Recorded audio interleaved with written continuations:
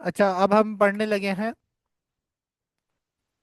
हमारी एक DDL command है जो कि हम अभी पढ़ सकते हैं, बाकी हम आगे चल के जब डेटा वगैरह के साथ काम करेंगे तो ट्रंकेट वगैरह ये सब हम उसके साथ देख रहे होंगे। एक डीडीएल कमांड है जो रीनेम है। क्या है? रीनेम है। ये बेसिकली टेबल्स को रीनेम करने के लिए काम आती है। किसके लिए? टेबल्स को। अच्छा, आप इसको रीनेम कैसे करोगे? आप लिखोगे रीनेम और फिर अपने ऑब्जेक्ट का नाम, यानी कि मैं क्या रीनेम करना चाहता हूँ? टेबल को। किसको? टेबल को। और फिर आप अपना ओल्ड नेम टेबल का और फिर लगाओगे बीच में टू और फिर न्यू नेम टेबल का। बात समझ आ गई? ठीक है। Rename table, old name, to new name. Done है?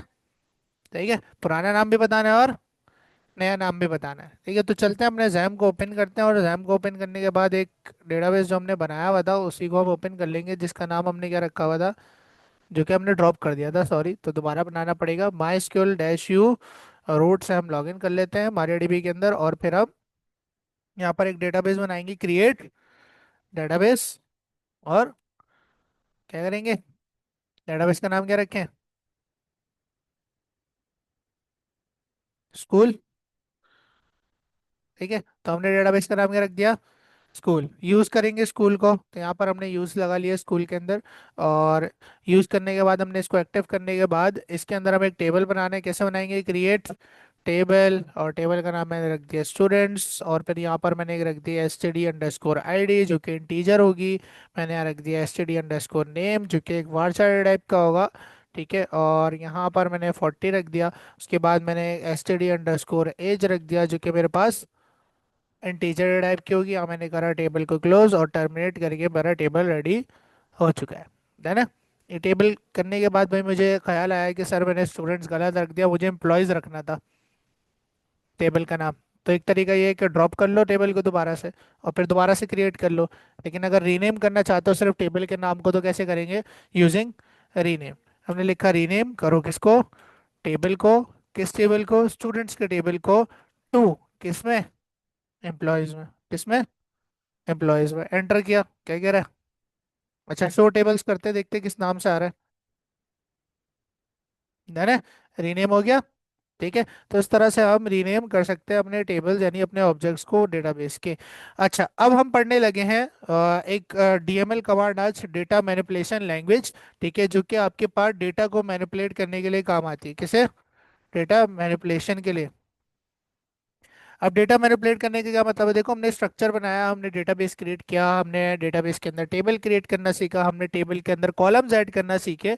लेकिन अभी तक हमने उस टेबल के अंदर किसी बच्चे का रिकॉर्ड पुट करना नहीं सीखा। और रिकॉर्ड आता है डेटा में, किसमें आता है?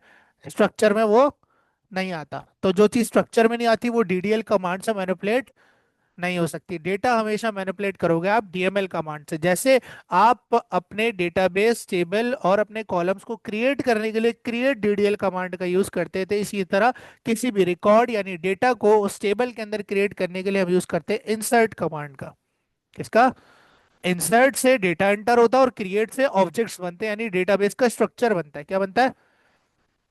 डेटाबेस का स्ट्रक्चर, जिसमें डेटाबेस खुद आ जाता है, टेबल आ जाते हैं और कॉलम्स। इसके अलावा जो चीजें आपने नहीं पढ़ी, व्यूज, ट्रिगर्स और ये सारी चीजें आगे चल के जब हम पढ़ रहे होंगे ना।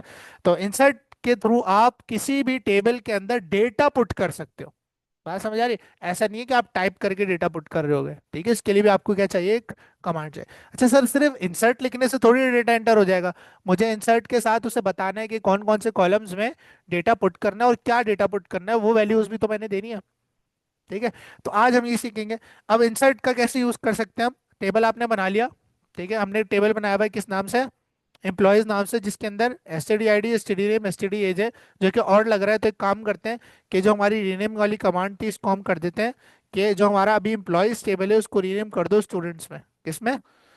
स्टूडेंट्स में। क्योंकि वो अजीब सा लग रहा है, एम्प्लॉयज का टेबल है और स्टूडेंट्स का बना हुआ है, तो अब हमारा जो टेबल है वो वापस रीनेम हो चुका है स्टूडेंट्स में। ठीक है, और स्टूडेंट्स के टेबल में कौन कौन सी जो है आपके पास कॉलम्स हैं? std_id है, std_name है और std_age है। तीन कॉलम्स है बेसिकली।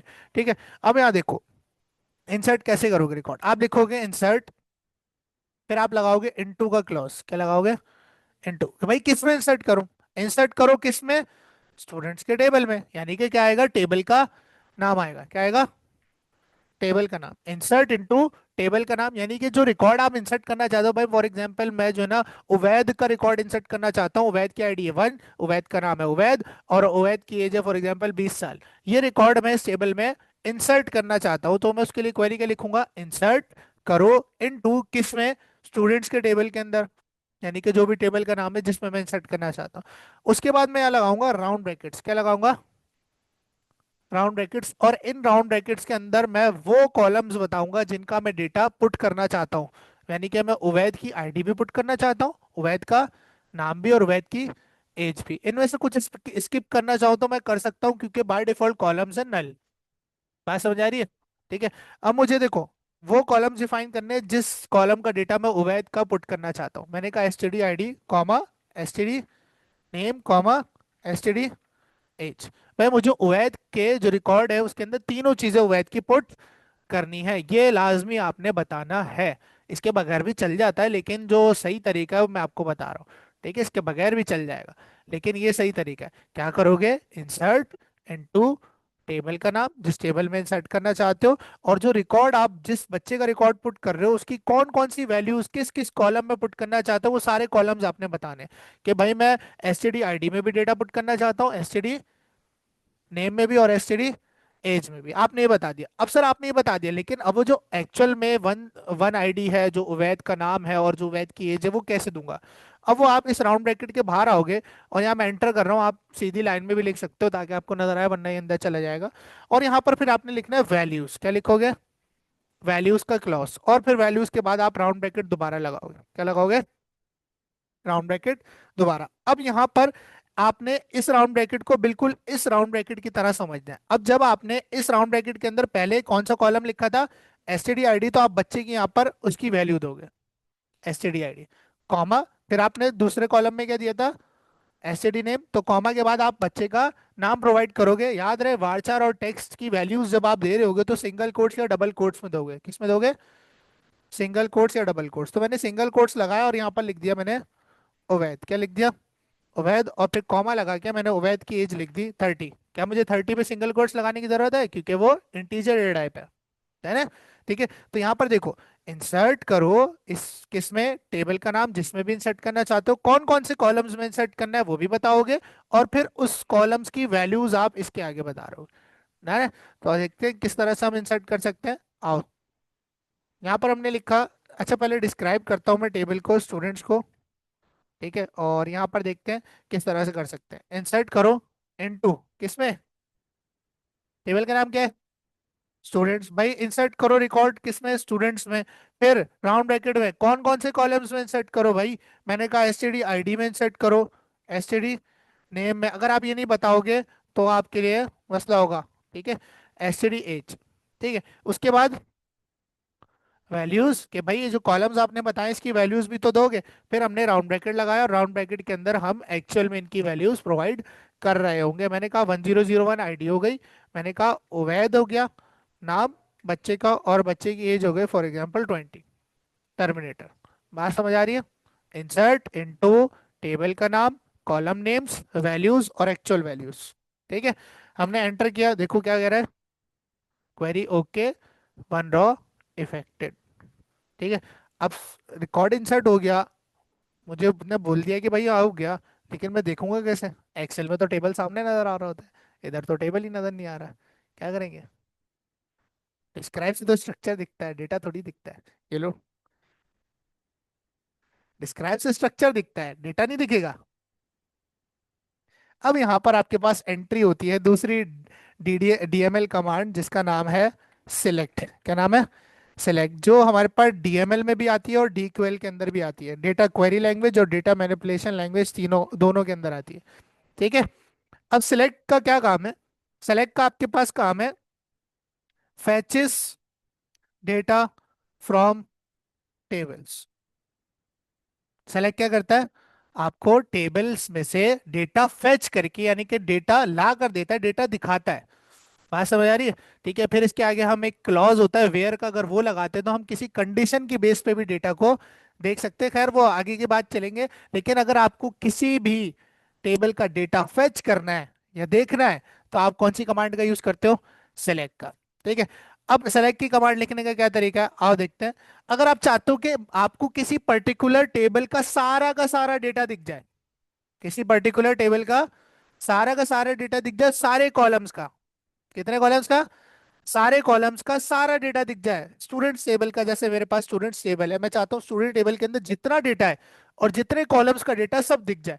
तो उसके लिए मैं लिखूंगा select space static space from और टेबल का नाम।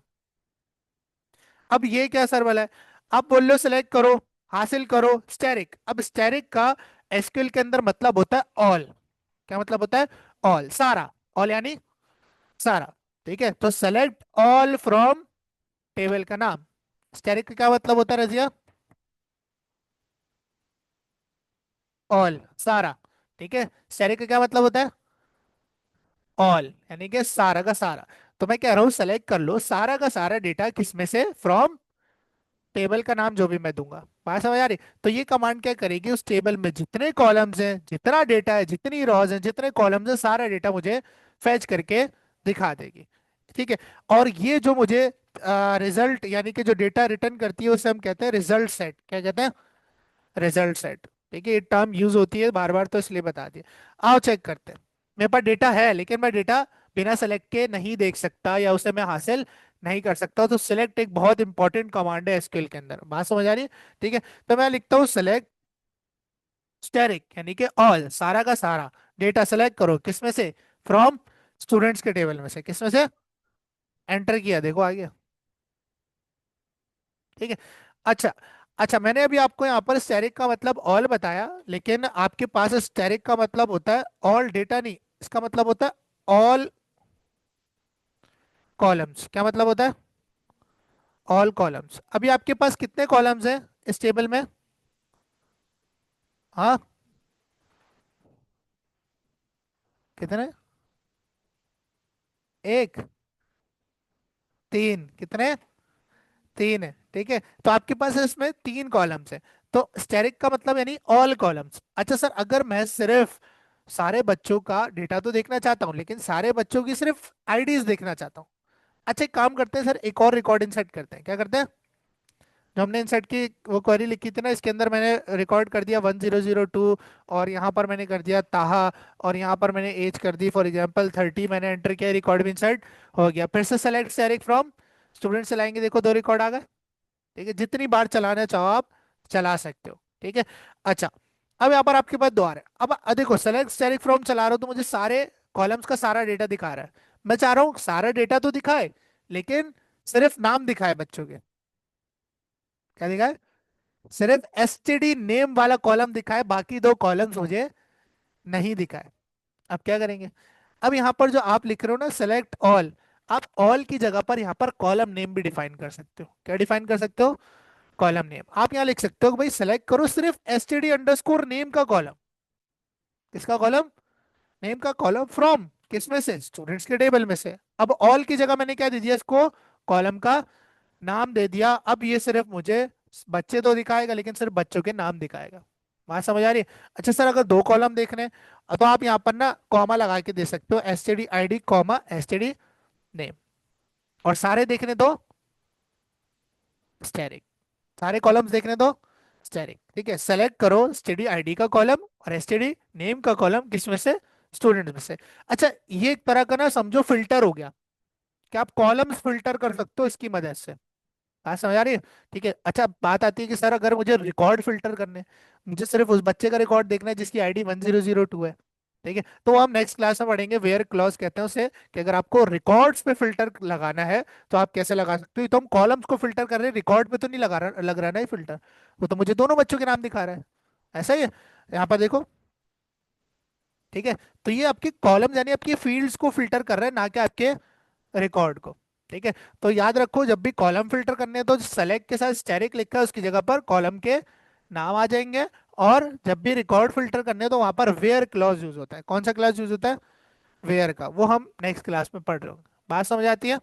ठीक है, रिकॉर्ड इंसर्ट कैसे करते हैं, इंसर्ट इनटू, जिस भी टेबल में इंसर्ट करना है उसका नाम, और उस टेबल में कौन कौन से कॉलम्स में डेटा इंसर्ट करना है वो कॉलम्स, और फिर वैल्यूज के साथ उसकी एक्चुअल वैल्यूज। ठीक है। अच्छा सर, यहाँ पर एक और सवाल आता है, ये तो मैं एक रिकॉर्ड इंसर्ट कर रहा हूँ, मुझे हर दफा मुझे फिर जो है ना जिमल का रिकॉर्ड इंसर्ट करना है, तो मुझे दोबारा इंसर्ट की क्वेरी लगानी पड़ेगी। मैं चाहता हूँ एक साथ 10 रिकॉर्ड इंसर्ट करना। तो अब मैं क्या करूंगा यहाँ पर, मैं ये करूंगा कि आपके पास देखो, ये एक राउंड ब्रैकेट से आप एक रिकॉर्ड इंसर्ट कर सकते हो।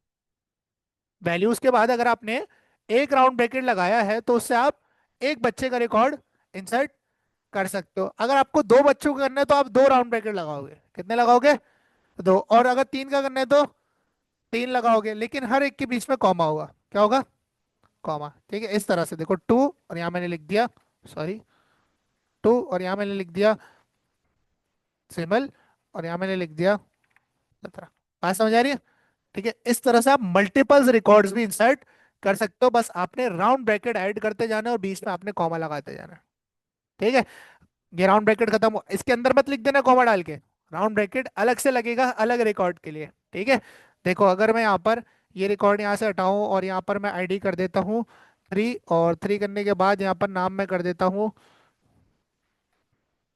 यूसुफ और जिमल। ठीक है, तो ये क्वेरी मैं यहाँ से करता हूँ कॉपी, और कॉपी करने के बाद अपने शेल में करता हूँ पेस्ट, एंटर करता हूँ। अच्छा, table name, sorry, table name हमने टेबल नेम ही लिखा हुआ है, स्टूडेंट्स लिखेंगे यहाँ पर। ठीक है, अब करते हैं इस क्वेरी को कॉपी, और कॉपी करने के बाद यहाँ करते हैं मिटाकर पेस्ट। ठीक है, एंटर करते हैं, दो रिकॉर्ड इंसर्ट हो गए। देख रहे हो क्या कह रहे हो? Record two duplicates zero. Select static from चलाते हैं। ठीक है ना? तो मल्टीपल रिकॉर्ड्स आप इस तरह से राउंड ब्रैकेट इंक्रीज करके कर सकते हो, है ना? ठीक है, तो एक ही क्वेरी के अंदर इंसर्ट किया आप डिफरेंट रिकॉर्ड्स भी इंसर्ट कर सकते हो, ना कि सिर्फ एक।